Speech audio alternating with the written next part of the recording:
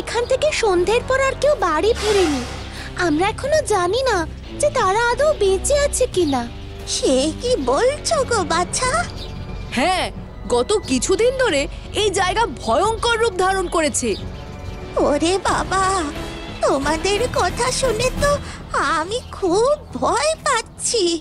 বুড়িমা, তুমি কিচ্ছু চিন্তা করো না, তুমি আমাদের সঙ্গে চলো, আমার বাড়িতে তুমি থাকবে।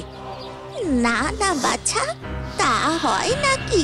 চিনি না জানি না দুম করে তোমার বাড়িতে গিয়ে ওঠা যায়? তোমার বাবা মাও তো এতে রেগে যেতে পারেন। না না, বিপদে মানুষকে সাহায্য করেছি শুনলে আমার বাবা মা কখনোই রাগ করবে না। এ বাবা, মাসিমা, আপনার গা তো গরম, জ্বর এসেছে।